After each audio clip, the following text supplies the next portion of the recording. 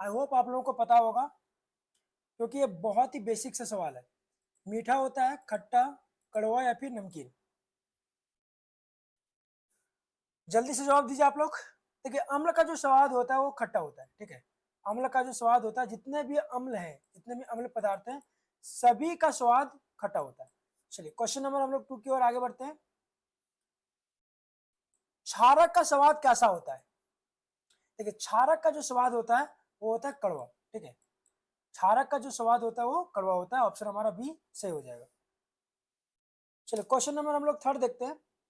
नीला litmus अम्ल में कैसा हो जाता है?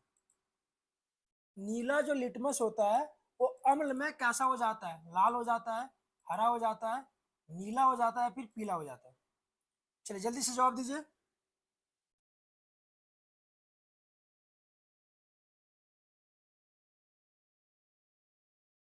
देखिए, अम्ल में जो है नीला लिटमस पत्र जो है लाल हो जाता है, ठीक है।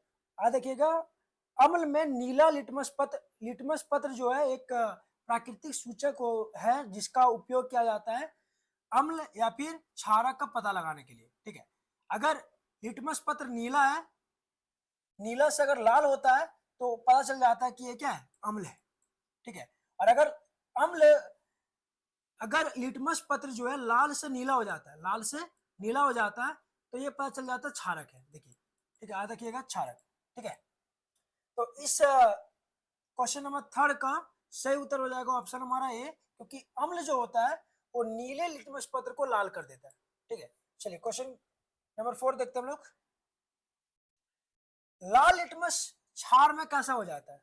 देखिए, क्षार में जो लाल लिटमस होता है, लिटमस पत्र जो होता है वो हमारा नीला हो जाता है, ठीक है। ऑप्शन हमारा सी से हो जाएगा। चलिए क्वेश्चन नंबर हम लोग 5 देखते हैं। लिटमस किससे प्राप्त किया जाता है? जो लिटमस जो पत्र होता है उसको जो है किस चीज से प्राप्त किया जाता है?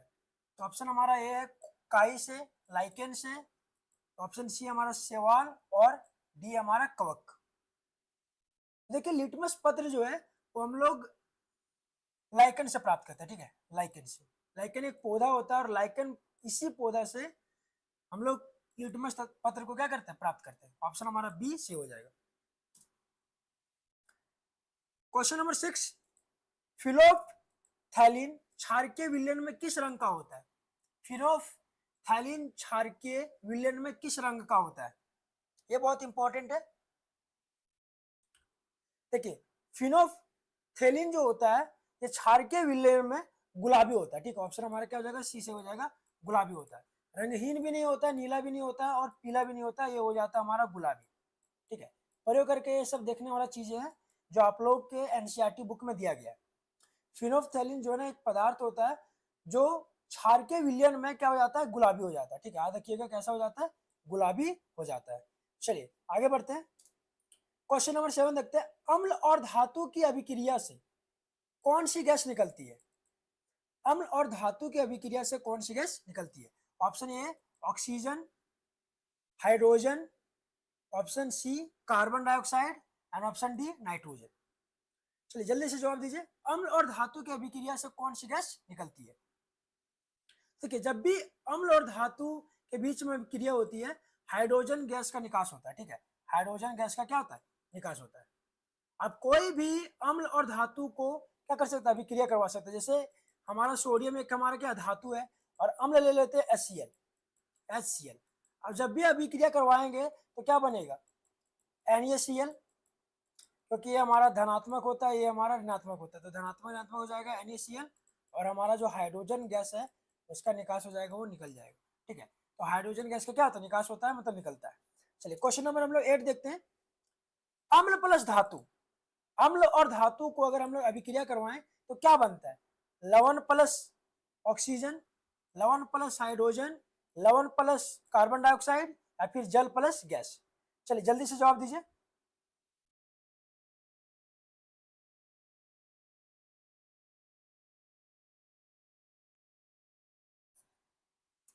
चलिए जल्दी से जवाब दीजिए।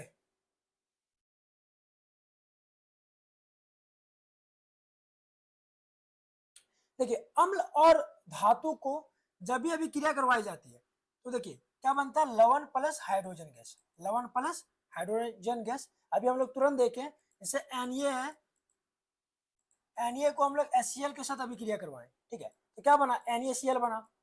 और NaCl हम लोग नमक को बोलते हैं, नमक का रासायनिक सूत्र क्या होता है, NaCl होता है। और नमक जो है एक क्या, एक प्रकार का लवण है, ठीक है, और हाइड्रोजन गैस क्या हुआ, मुक्त हुआ, ठीक है। तो अम्ल और धातु जब दोनों अभिक्रिया करता है तो क्या बनता है, लवण प्लस हाइड्रोजन गैस। चलिए ऑप्शन हमारा क्या हो जाएगा, 8 का बी सही हो जाएगा।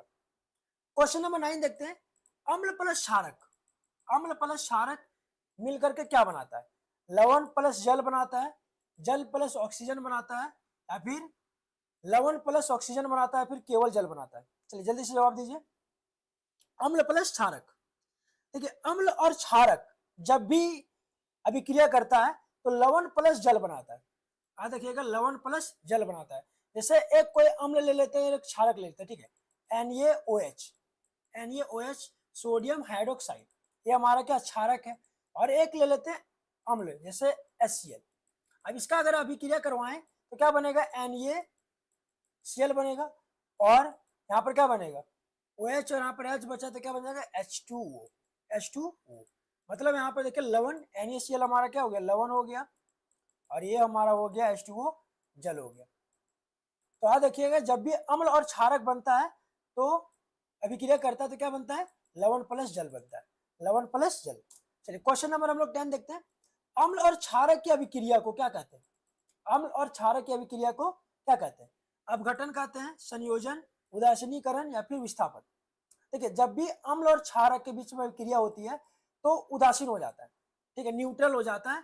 मतलब जब भी अम्ल और क्षारक दोनों एक दूसरे के साथ अभिक्रिया करता है तो क्या बनाता है, उदासीनीकरण बनाता है, मतलब ये उदासीन हो जाता है। ऑप्शन हमारा क्या हो जाएगा, सी हो जाएगा। आप लोग देखे होंगे जब हम लोगों के पेट में ज्यादा अम्लता हो जाता है, एसिडिटी हो जाता है, तो हम लोग को जो है क्षारक खिलाया जाता है, जिससे हम लोग बोलते हैं एंटासिड।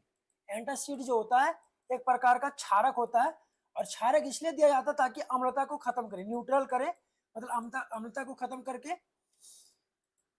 इसको न्यूट्रल कर दे, ठीक है। इसी को हम लोग क्या बोलते हैं, उदासीनीकरण बोलते हैं। ऑप्शन हमारा क्या हो जाएगा, सी से हो जाएगा।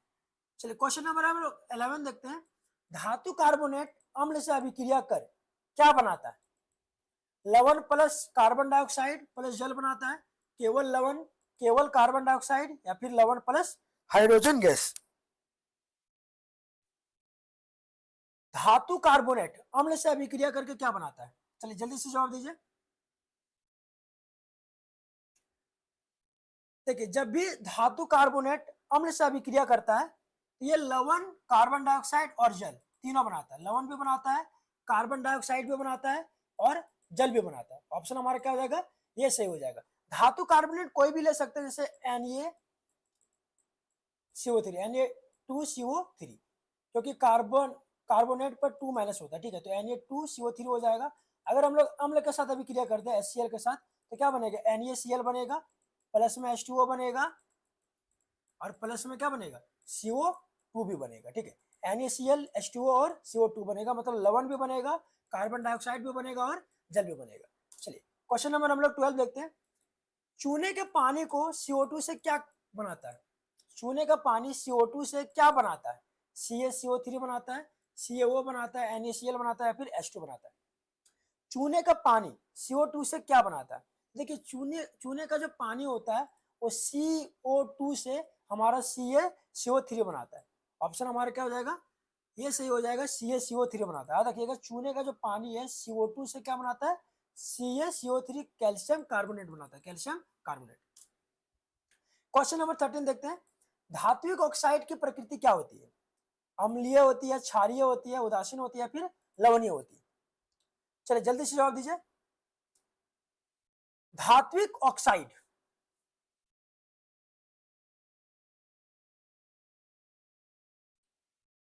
बारह का ये बहुत लोगों का जवाब आ रहा है।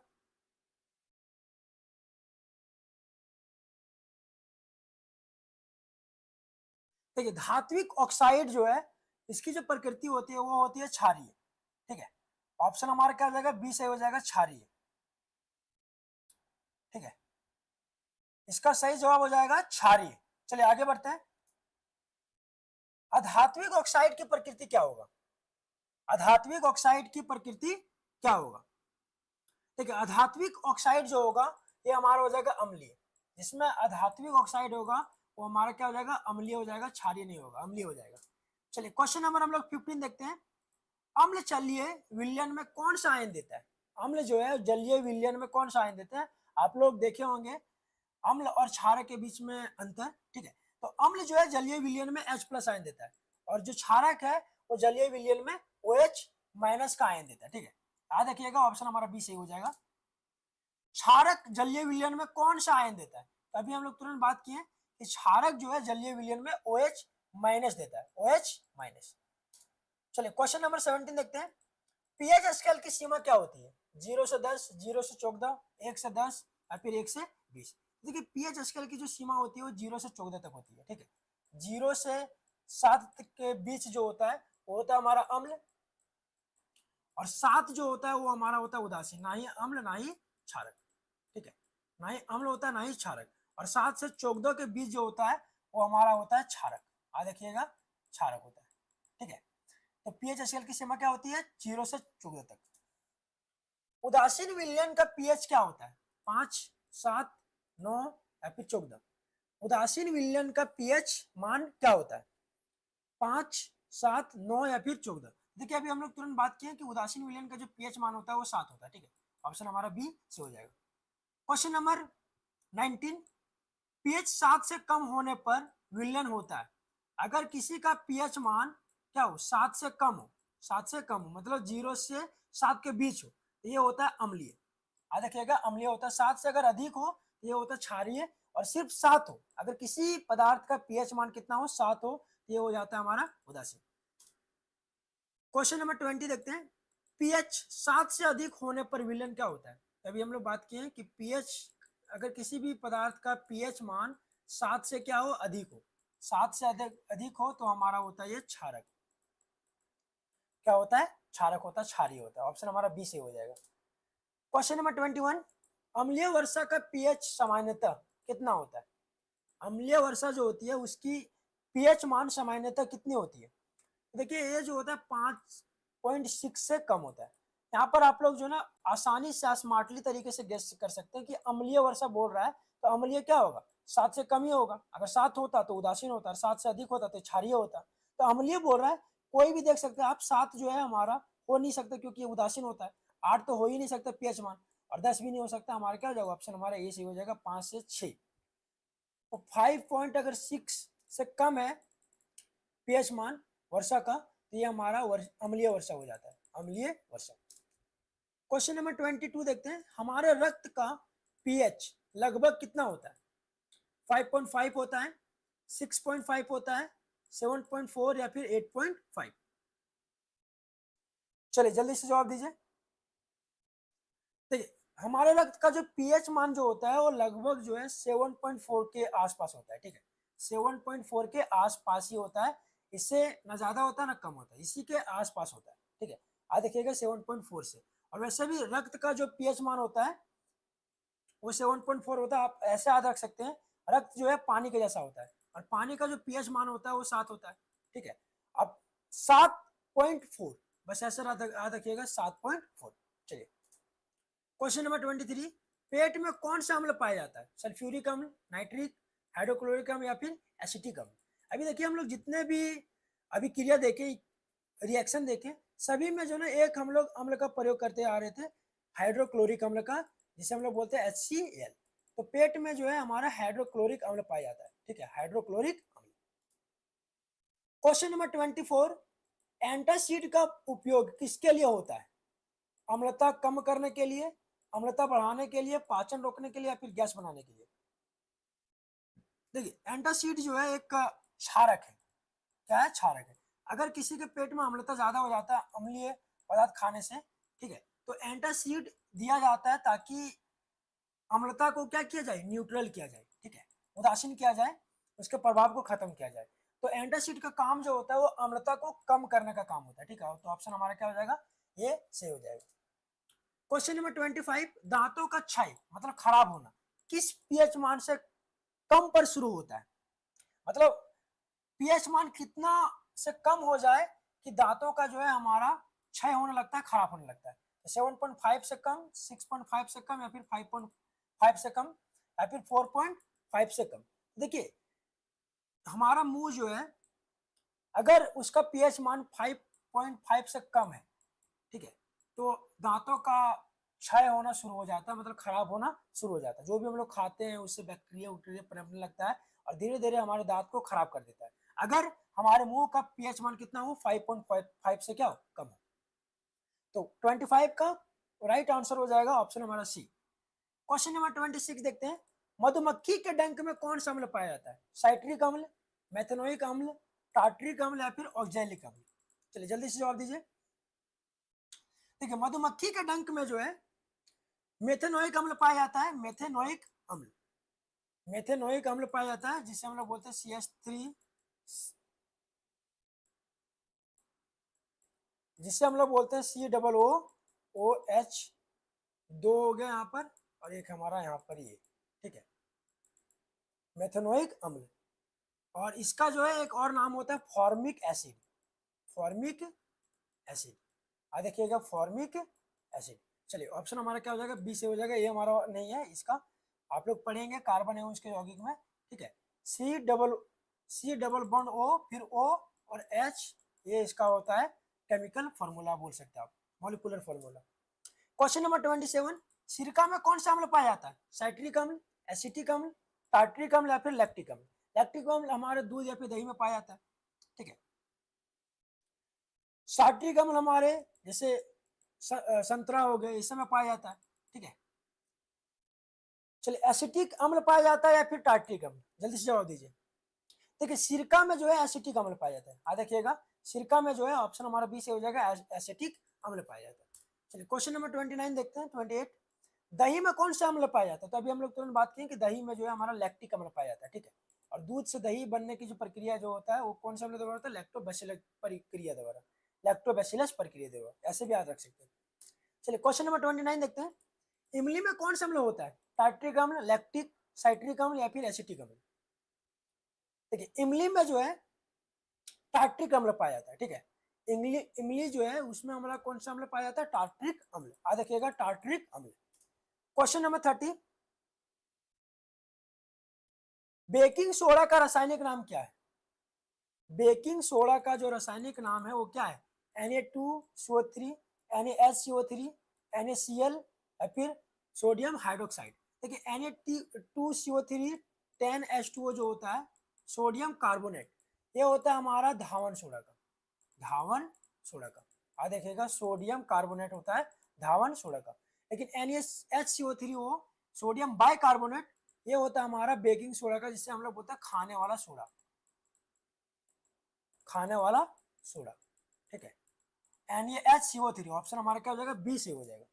Question number 31। बेकिंग सोडा गर्म करने पर क्या बनता है? बेकिंग सोडा को अगर हम लोग गर्म कर दें तो क्या बनेगा? देखिए Na2CO3 और CO2 और H2O, कार्बन डाइऑक्साइड भी बाहर निकलेगा, पानी बनेगा और ये सोडियम कार्बोनेट बन जाएगा। बेकिंग सोडा को अगर हम लोग गर्म कर दें तो Na2CO3, कार्बन डाइऑक्साइड बाहर निकल जाएगा और H2O भी।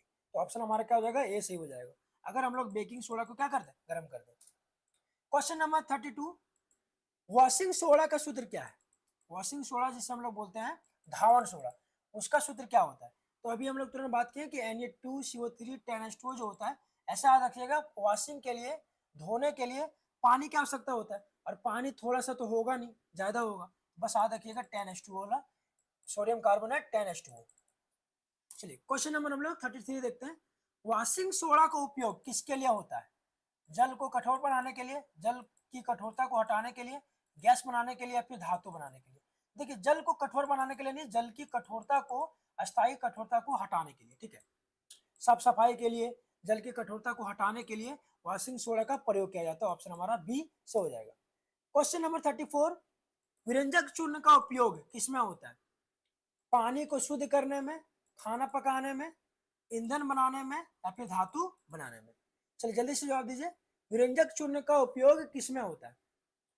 पानी को शुद्ध करने में, खाना, देखिए खाना पकाने के लिए जो है बेकिंग सोडा, ईंधन के बनाने में नहीं होता, ना ही धातु बनाने में, पानी को शुद्ध करने के लिए। आप लोग गए होंगे, जब भी कहीं नहाने के लिए गए होंगे कोई अच्छी जगह, तो वहां पर पानी को शुद्ध करने के लिए विरंजक चूर्ण को डाला जाता है। विरंजक चूर्ण का जो सूत्र होता है वो होता है CaOCl2। CaOCl2 होता है और इसका काम होता है पानी को शुद्ध करना। चलिए क्वेश्चन नंबर 35, क्लोर क्षार प्रक्रिया से कौन सा पदार्थ बनता है? NaOH बनता है, NaCl, CaCO3 या फिर HNO3। देखिए क्लोर क्षार प्रक्रिया से NaOH बनता है, सोडियम हाइड्रोक्साइड, सोडियम हाइड्रोक्साइड बनता है। ऑप्शन हमारा ए से हो जाएगा। क्वेश्चन नंबर 36, क्लोर क्षार प्रक्रिया में कौन सी गैस बनती है? देखिए क्लोर क्षार प्रक्रिया में क्लोरीन बनती है और इसी का काम होता है शुद्ध करना, पानी को शुद्ध करना। चलिए क्वेश्चन नंबर 37 देखते हैं, सोडियम क्लोराइड का सामान्य नाम क्या है? सोडियम, सोडियम Na हो गया, क्लोराइड Cl हो गया। अब इसका सामान्य नाम क्या बताइए? तो खाने वाला नमक, साधारण नमक जो हम लोग घर में यूज करते हैं, ये हमारा क्या हो गया? Sodium chloride. क्वेश्चन नंबर 38, क्षारकीय दंतमंजन का उपयोग क्यों किया जाता है?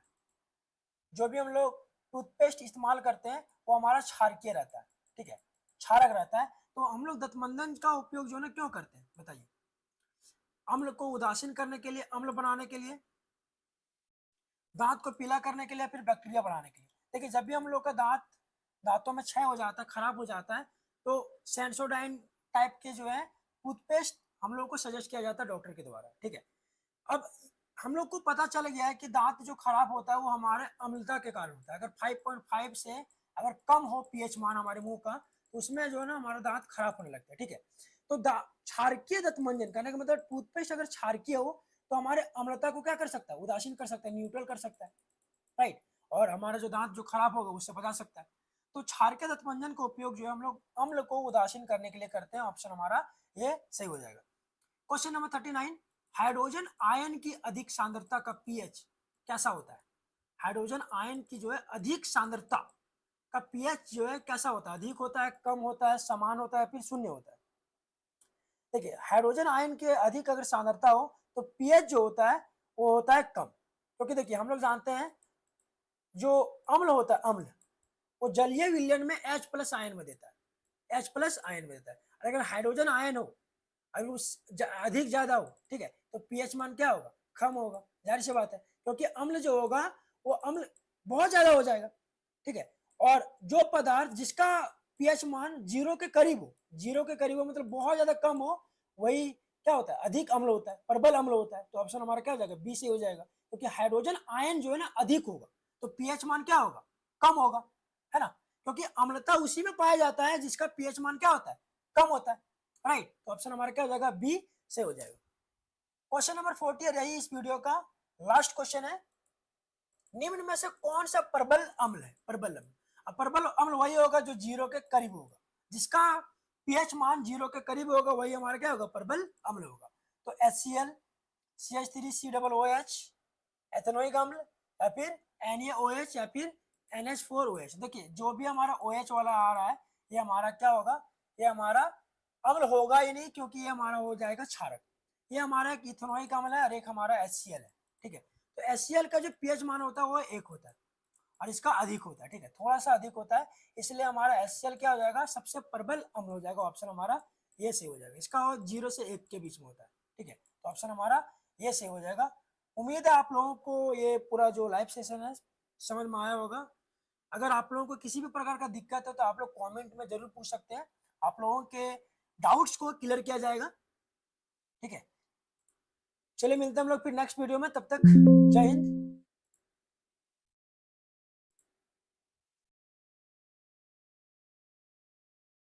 चलिए बहुत लोगों का जवाब आया।